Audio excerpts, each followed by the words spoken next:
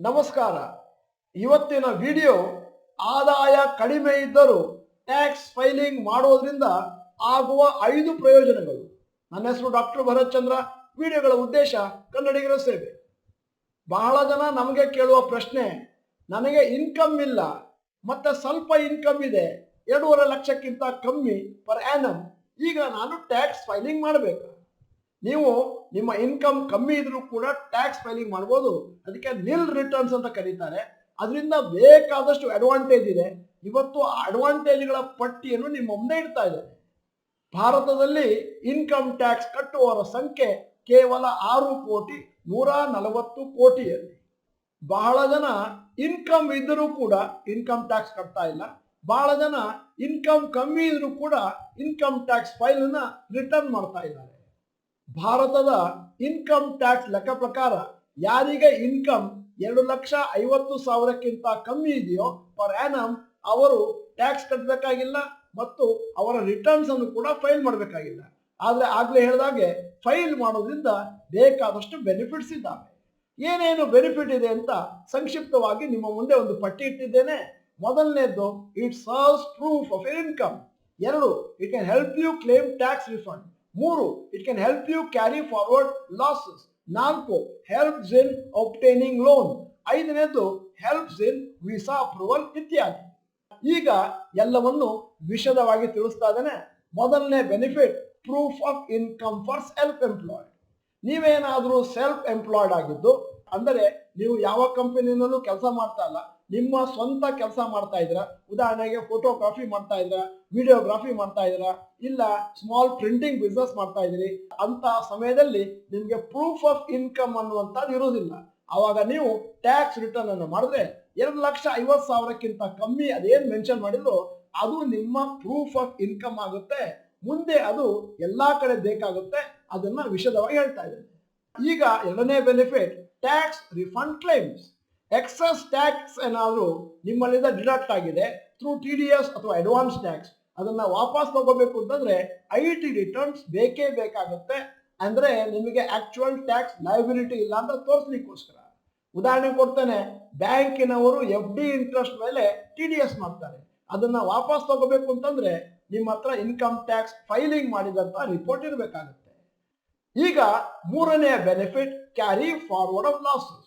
ನೀವು income tax returns ಕಟ್ಟಿದ್ದೀರಿ ಅಂತಂದ್ರೆ ಅಕಸ್ಮಾತ್ ನಿಮಗೆ ಷೇರು ಮಾರುಕಟ್ಟೆಯಲ್ಲಿ ಏನಾದರೂ ಲಾಸ್ ಆದ್ರೆ ಮುಂದಿನ 8 ವರ್ಷಗಳ ಕಾಲ ಆ ಲಾಸ್ ಅನ್ನು ಯಾವಾಗ ಬೇಕಾದರೂ ರಿಕೂಪ್ ಮಾಡಬಹುದು. ಅದಕ್ಕೆ ಮತ್ತೆ ಪುನಃ ಟ್ಯಾಕ್ಸ್ ಕಟ್ಟುವಂತ ಅಗತ್ಯತೆ ಇಲ್ಲ. ಇದು ಒಂದು ದೊಡ್ಡ ಅಡ್ವಾಂಟೇಜ್. 4ನೇ advantage, loan R credit card application. ಬಹಳ ಜನ ನಮ್ಮ ಚಾನೆಲ್ ಮೆಂಬರ್ಸ್ ಕೇಳೋದೇನು ಅಂತಂದ್ರೆ, ಸರ್ ನಾನು ಬ್ಯಾಂಕಿಗೆ ಹೋಗಿದ್ದೆ, ಲೋನ್ ಕೊಡೋದಿಲ್ಲ ಅಂತ ಹೇಳಿದ್ರು, ಕ್ರೆಡಿಟ್ ಕಾರ್ಡ್ ಕೊಡೋದಿಲ್ಲ ಅಂತಂದ್ರು. ಯಾಕಂದ್ರೆ ನೀವು ಇನ್ಕಮ್ ಟ್ಯಾಕ್ಸ್ ಪೇಯಿ ಅಲ್ಲ, ಅಂದರೆ ನೀವು ಇನ್ಕಮ್ ಟ್ಯಾಕ್ಸ್ ಫೈಲಿಂಗೇ ಮಾಡಿಲ್ಲ, ಅಂದರೆ ನಿಮಗೆ ಇನ್ಕಮ್ ಇದೆ ಅಂತ ಆ ಬ್ಯಾಂಕ್ ನಲ್ಲಿ ಗೊತ್ತಾಗೋದಿಲ್ಲ. ಮತ್ತೆ ಕ್ರೆಡಿಟ್ ಕಾರ್ಡ್ನ ದುಡ್ಡನ್ನು ವಾಪಸ್ ಕೊಡ್ತೀವಿ ಅಂತ ಏನು ಗ್ಯಾರಂಟಿ?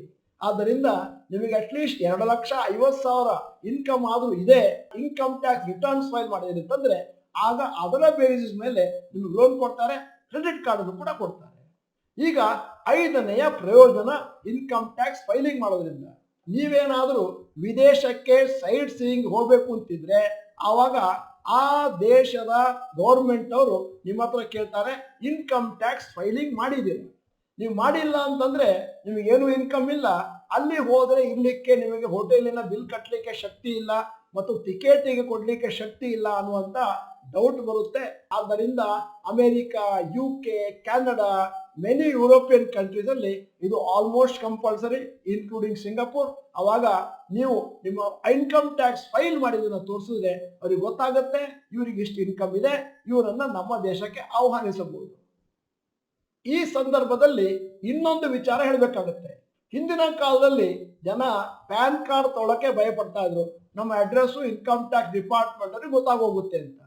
ಈಗ ಬಹಳ ಜನ ಭಯ ಪಡೋದೇನು ಅಂತಂದ್ರೆ, ನಾನು ಪ್ಯಾನ್ ಕಾರ್ಡ್ ತಗೊಂಡಿದ್ದೀನಿ, IT ರಿಟರ್ನ್ಸ್ ನ ಕಟ್ಟಲೇಬೇಕೋ ಬೇಡೋ ಅಂತ ಗೊತ್ತಿಲ್ಲ, ಯಾಕಂದ್ರೆ ನನಗೆ ಇನ್ಕಮ್ ಇಲ್ಲದಿದ್ರೆ ನಾನು ಯಾಕೆ ಫೈಲ್ ಮಾಡಬೇಕು?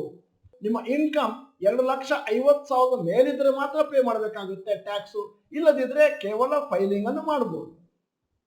ಬಹಳ ಜನ ನಮಗೆ ಕೇಳುವ ಇನ್ನೊಂದು ಪ್ರಶ್ನೆ, ಇನ್ಕಮ್ ಟ್ಯಾಕ್ಸ್ ಕಟ್ಟದಿದ್ರೆ ಏನಾಗುತ್ತೆ? ಇನ್ಕಮ್ ಟ್ಯಾಕ್ಸ್ ಕಟ್ಟದೇ ಇದ್ರೆ ಮುಂದೆ ನೀವೇನಾದ್ರೂ ಸಿಕ್ಕಾಕೊಂಡ್ರೆ ಯಾವ್ದಾದ್ರು ಒಂದು ಸರ್ವೆಯಲ್ಲಿ ಅವಾಗ ಇಂಟ್ರೆಸ್ಟ್ ಚಾರ್ಜ್ ಮಾಡ್ತಾರೆ, ಪೆನಾಲ್ಟಿ ಚಾರ್ಜ್ ಮಾಡ್ತಾರೆ, ಫೈನ್ ಚಾರ್ಜ್ ಮಾಡ್ತಾರೆ, ಮತ್ತೆ ಇಂಪ್ರಿಸನ್ಮೆಂಟ್ ಕೂಡ ಇವತ್ತಿನ ದಿನಗಳಲ್ಲಿ ಕಾಮನ್ ಆಗ್ತಾ ಇದೆ. ಇನ್ನೂ ಒಂದು ಪ್ರಶ್ನೆ ಜನ ಕೇಳ್ತಾರೆ, ಅದನ್ನ ನಿಮ್ಮ ಮುಂದೆ ಇಡ್ತಾ ಇದ್ದೇನೆ.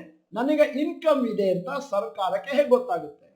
ಸರ್ಕಾರಕ್ಕೆ ಬೇರೆ ಬೇರೆ ವಿಧದಲ್ಲಿ ನಿಮ್ಮ ಇನ್ಕಮ್ ಗೊತ್ತಾಗುತ್ತೆ. ಮೊದಲನೇದಾಗಿ ನೀವು ಯಾವ್ದಾದ್ರು ಹೈ ವ್ಯಾಲ್ಯೂ ಟ್ರಾನ್ಸಾಕ್ಷನ್ ಮಾಡಿದ್ದಿದ್ರೆ, ಕಾರನ್ನು ಕೊಂಡಿದ್ದಿದ್ರೆ, ಅಥವಾ ಯಾವ್ದಾದ್ರು ಮಾಲಿಗೆ ಹೋಗಿ ಅಥವಾ ಅಂಗಡಿಗೆ ಹೋಗಿ ಬೆಲೆ ಬಾಳುವ ವಸ್ತುಗಳನ್ನು ಕೊಂಡಾಗ ಒಂದು ಕಾಪಿ ಇನ್ಕಮ್ ಟ್ಯಾಕ್ಸ್ ಡಿಪಾರ್ಟ್ಮೆಂಟ್ಗೆ ಹೋಗುತ್ತೆ.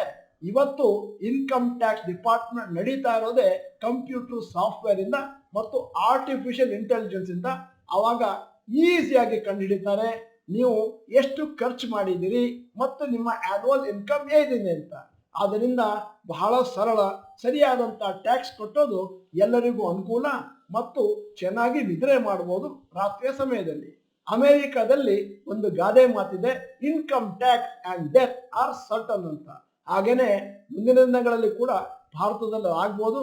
ಇನ್ಕಮ್ ಟ್ಯಾಕ್ಸ್ ಕಟ್ಟದೇ ಇದ್ರೆ, ಇನ್ಕಮ್ ಇದ್ದು ತೋರಿಸದೇ ಇದ್ರೆ ಇನ್ಕಮ್ ಟ್ಯಾಕ್ಸ್ ಡಿಪಾರ್ಟ್ಮೆಂಟ್ ಅವರಿಗೆ ಗೊತ್ತಾಗೋದಕ್ಕೆ ಜಾಸ್ತಿ ದಿನ ಇರದೇ ಇರಬಹುದು. ಈ ವಿಡಿಯೋದ ಕೊನೆಯಲ್ಲಿ ನಮ್ಮ ಸಮೀಕ್ಷೆಗಾಗಿ ಒಂದು ಪ್ರಶ್ನೆ ಕೇಳ್ತಾ ಇದ್ದೇನೆ. Are you filing IT returns every year? Yes or no ಅಂತ ಟೈಪ್ ಮಾಡಿ. ನೀವು doctor Bharat Chandra institute Kannada channel member ಅಲ್ಲ ಅಂತಂದ್ರೆ ಇದೀಗ ಸಮಯ. ಸಬ್ಸ್ಕ್ರಿಪ್ಷನ್ ಬಟನ್, ಬೆಲ್ ಐಕಾನ್ ಒತ್ತಿ. ವಿಡಿಯೋ ಚೆನ್ನಾಗಿದ್ರೆ ಲೈಕ್ ಬಟನ್ ಒತ್ತೋದನ್ನು ಮರಿಬೇಡಿ. ವಿಡಿಯೋನ ನಿಮ್ಮ ಎಲ್ಲಾ ಸ್ನೇಹಿತರಿಗೂ ಕಳಿಸ್ಕೊಡಿ, ಯಾಕಂದ್ರೆ ಇದು ಬಹಳ ಉಪಯುಕ್ತ. ವಿಡಿಯೋನ ಸಂಪೂರ್ಣವಾಗಿ ನೋಡಿದ್ದಕ್ಕಾಗಿ ಧನ್ಯವಾದಗಳು. ನಮಸ್ಕಾರ.